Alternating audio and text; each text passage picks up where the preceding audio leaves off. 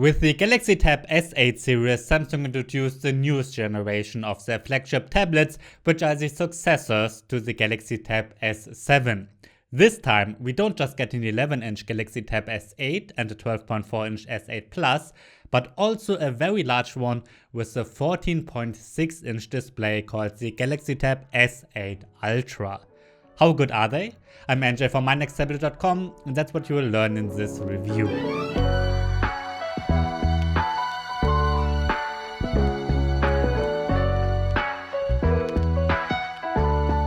Before we start, don't forget to subscribe to this channel. I'm reviewing almost every tablet that gets released, including all from Samsung, like this S8 series, and the next one will be the Apple iPad Air.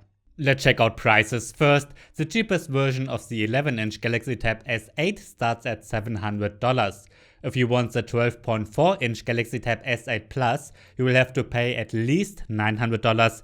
And the large 14.6-inch Galaxy Tab S8 Ultra starts at $1,100. At an additional price, you can get more storage, and 5G is an option as well. The S Pen is always included. We start this test with the screens. Compared to the S7 predecessors, not much has changed with the Galaxy Tab S8 and S8 Plus regarding this.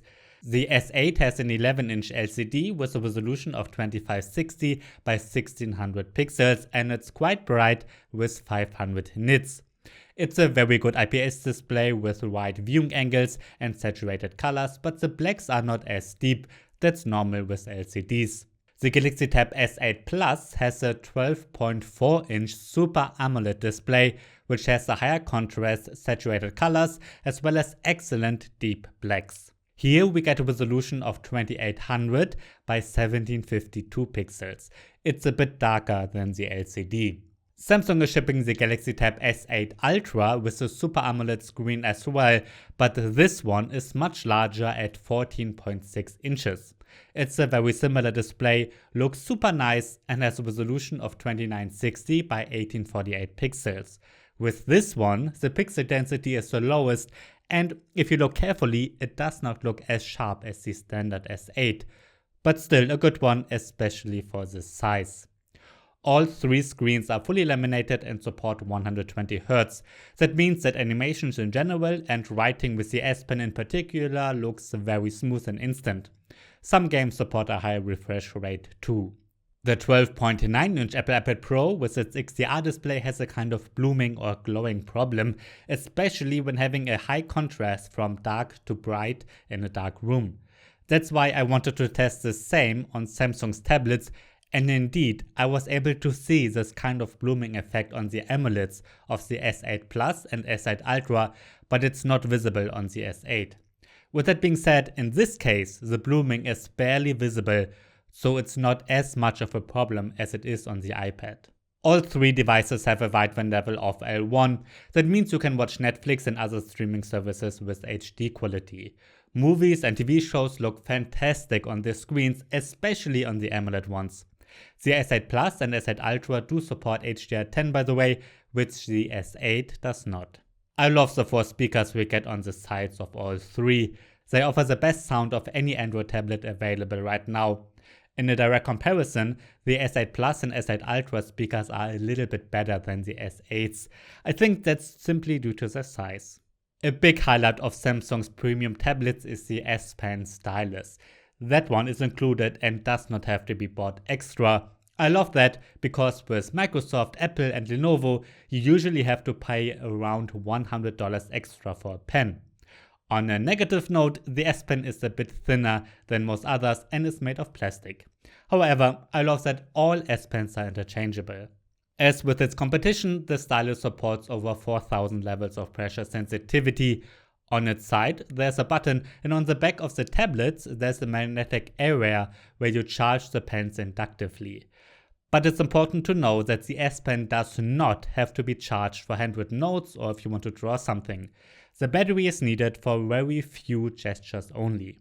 The pen is very precise, just as with the S7 series, and due to the 120Hz screen, it looks like the stylus reacts super fast, almost instant, just like a real pencil. Palm rejection works great too, so you can rest your palm while writing without any problems. On their software side, the pen is well supported. Samsung included tons of interesting features. The most important one is the Samsung Notes app, which is a fantastic notes app. With it, you can write down handwritten notes, draw something, annotate PDFs, and convert handwritten text into computer text. In addition to that, we get the Air commands with which you can quickly start a new note or take a screenshot and annotate it. There are tons of more features built in, like a translation feature and even a magnifying glass. If you quickly need to write something down, even though the screen is turned off, you can use the screen off memo feature. Yes, there are tons of features like this. Very new is the S Pen to text feature. With this, you can use handwriting in almost every text field and it gets converted into computer text. Sometimes that works very well, like in the browser. However, it's not as seamless as Apple's Scribble feature is. In Gmail, for instance, you can write the subject, but you can't use handwriting in the large message field. That works on iPads, however. For all of these features, the S Pen does not have to be charged. The battery is needed for few gestures only that you can use without touching the screen. For instance, you can use the S Pen as a remote in the camera app. And in theory, you can use it as a remote in Microsoft PowerPoint too. That feature worked great on the S7, but it was a bit buggy for me on the S8, maybe it needs an update. So I think the S Pen is fantastic and we get tons of great features for the stylus, a nice feature. In all three tablets we get the same Qualcomm Snapdragon 8 Gen 1 processor, which is supported by 128GB or 256GB of internal storage and 8GB of RAM. You can get the S8 Ultra with 12GB and 16GB of RAM and up to 512GB of storage. 5G is an option for all tablets. I've got the cheapest versions with 8GB RAM and my S8 Plus has 5G. Benchmark tests like Geekbench 5 and 3D Mark Wildlife show that all Galaxy Tab S8 versions are faster than every other Android tablet out there right now. Compared to the Galaxy Tab S7, there's not much difference regarding CPU performance, but the graphics are much faster. You can also clearly see that the iPad mini and especially the iPad Pro continues to be more powerful. Real-life performance is fantastic. Apps like Chrome and YouTube run super smooth and I love editing photos in Adobe Lightroom. That's a fantastic app for the large 14.6-inch S8 Ultra and is lots of fun. Multitasking works very well too. You can open 3 or 4 apps at the same time without any lagging, either in the split screen view or as a pop-up. Multitasking is more useful on larger screens, of course, and in some situations it can be very useful to have Chrome, YouTube, Microsoft Office, and Samsung Notes open, for instance. Samsung DeX works smoothly and without any stutters too. That mode is even better for multitasking. So the performance is fantastic and that's what my gaming test confirms. I was able to select the highest graphics on all games. With Fortnite you can set the graphics to epic and the frame rate to 60 FPS. In reality I got a frame rate of between 30 and 50 FPS depending on the amount of action. With Call of Duty and PUBG Mobile you can set the graphics up all the way too and both games run great. That's the case for Shadow Fight 3, World of Tanks and Genshin Impact 2. In my Adobe Premiere Rush render test, the S8 series is much faster than other Android tablets. For this I'm always rendering the same 9-minute 4K video. That test also shows that the old Apple iPad 8 is almost twice as fast when rendering a video. Apple's chips are crazy powerful.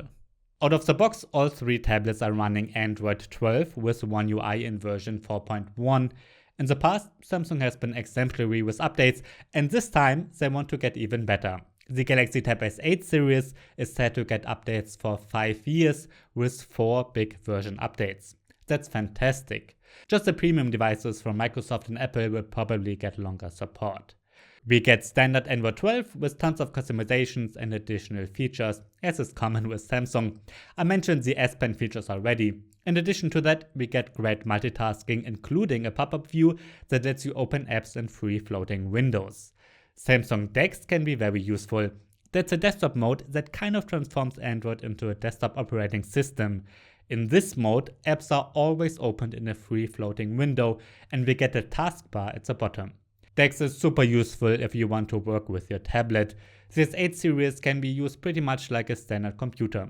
With the USB-C hub, you can connect USB mice and keyboards as well as external monitors, and you can attach external SSDs and other accessories. If you then open Chrome, Microsoft Word and Excel, that almost looks and feels like working under Windows or macOS.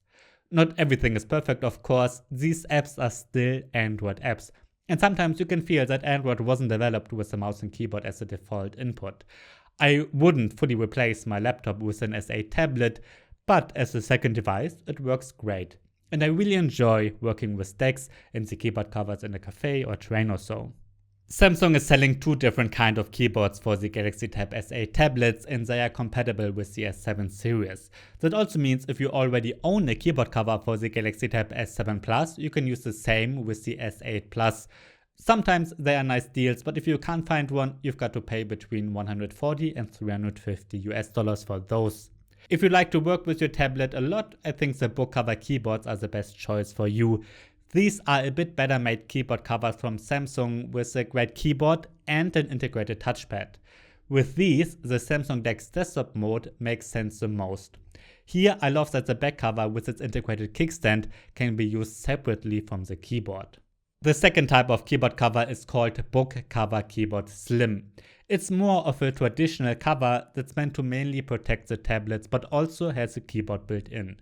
This one is cheaper, lighter, but there's no touchpad. I like tapping on these too, however, since there's no touchpad, it makes no sense to use Samsung DeX with these. I think the slim keyboards are a great choice if you want to write occasionally only. Regarding the design, almost nothing has changed compared to the older S7 tablets. That's why the same accessories are compatible. With all three tablets, we get very premium feeling metal bodies. If you hold them in your hands, you do have the feeling of holding something expensive, and that's what they are, of course. The thinnest one is the S8 Ultra with just 5.5mm, followed by the 5.7mm S8 Plus, and the thickest is the standard one with 6.3mm. The smallest one is the lightest, of course. Here we get 503, 567 and 726 gram. So the S8 Ultra is the heaviest, but because it's so thin and large, it does not seem that heavy. Except when you start holding it in your hands for a longer time, that's a bit too heavy. On all of them, we get 4 speakers and a USB-C 3.2 Gen 1 port. You can connect USB-C hubs, external monitors, and so on. There are microSD card slots on all of them, which fit up to 1TB cards. The S8 has a fingerprint scanner that's built into the power button, and on the S8 Plus and S8 Ultra, the fingerprint scanner sits underneath the screens. All of them work fast and precise. We get 30MP main cameras on the back as well as a 6MP ultra wide angle camera. All of them have an LED flash. The quality is fantastic for a tablet, but the 6MP wide angle camera is lacking some detail.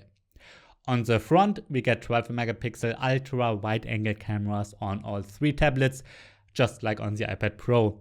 And similar to Apple, the cameras can be zoomed in a bit and follow you around when having a video chat.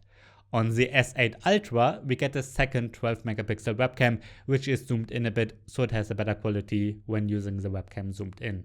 In my battery test, the Samsung Galaxy Tab S8 has the shortest runtime with 7.5 hours, while the S8 Plus and S8 Ultra lasted 9 hours. That's probably due to their Super AMOLED screens, which don't need as much energy. For this test, I'm always looping an HD YouTube video at maximum brightness. So let's get to my final verdict. Are the Samsung Galaxy Tab S8 tablets a good choice, and can I recommend them? Yes, of course I can. I think they are the best Android tablets you can buy right now. And that probably will stay this way, because Samsung is one of very few brands making premium Android tablets. You've seen that the Galaxy Tab S8 series is faster than every other Android tablet available today. At the same time, we get premium feeling metal bodies, the fantastic S Pen, good keyboards, pretty screens, and I especially love the large AMOLED displays. I also like that Samsung is releasing updates for many years to come, and the S Pen features and Samsung DeX are very useful. Sadly, the 11-inch Galaxy Tab S8 has an LCD only. A good one, sure, but I love the 11-inch form factor and would have liked to get an AMOLED display here too. If you're thinking of getting an S8 tablet, I suggest you base your decision on the screen size you like the most. Regarding everything else, the S8, S8 Plus and S8 Ultra are almost identical, as you've seen. In case you own a Galaxy Tab S7 or S7 Plus already, I think it makes no sense to upgrade. Besides a bit better graphics performance, they are almost the same. Let's check out the alternatives.